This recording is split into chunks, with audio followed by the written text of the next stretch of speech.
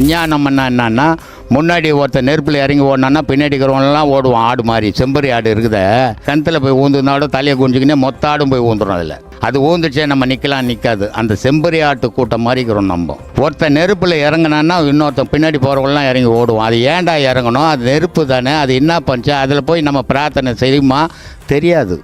கேட்டால் ஆதியில் வகுத்துட்டாங்கங்க அப்படின்வான். அப்போது இந்த மாதிரி செய்கிறதெல்லாம் அஞ்ஞானம்.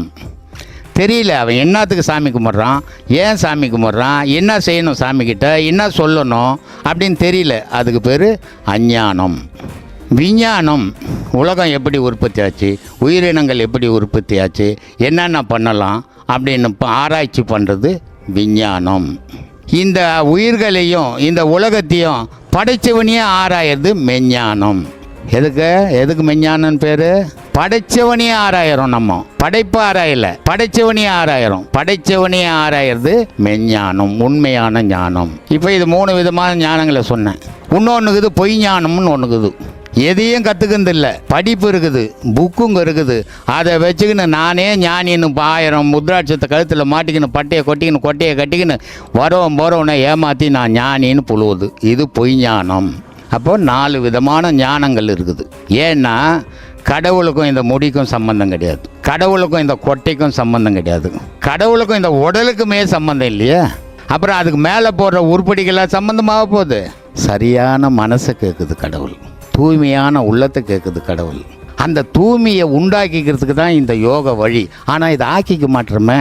இது ஏன்டா இப்படி மங்க மாளுது, இது ஏன் இப்படிலாம் லோல் படுது அப்படின்னா அதுக்கு சொல்கிறான், ஒன்றும் இல்லைப்பா, மூச்சு ஒன்றோட ஒன்று பின்னல் ஆடுதுப்பா அப்படின்றான். சங்கு 2 தாரை 1 சன்ன பின்னல் ஆகையால் மங்கி மாளுதே உலகில் மானிடங்கள் எத்தனி. சங்கு 2 தவிர்த்து தாரை ஊத வல்லாரேல் கொங்கை மங்கையரோடு கூடி வாழல் ஆகுமேன்றான். சங்கு 2ன்னா 2 நாசி, இதில் 2 மூச்சு போயின்னுக்குது. இது போகிறதோடு இல்லை, உன் மூச்சோட என் மூச்சோட கலந்து உனக்கு இருக்கிற எண்ணம் எனக்கு இருக்கிற எண்ணம் உனக்கு சன்ன பின்னல் ஆகையால் மங்கி மாளுதே உலகில். ஒரே சண்டை அடிச்சு பாடுபட்டு வெட்டி சாவறான்டா இவன். அப்போ இது தவிர்க்கு நான் என்னப்பா பண்ணணும் அப்படின்னா இந்த சங்கு ஊதுறதை நிறுத்துறான்றான்.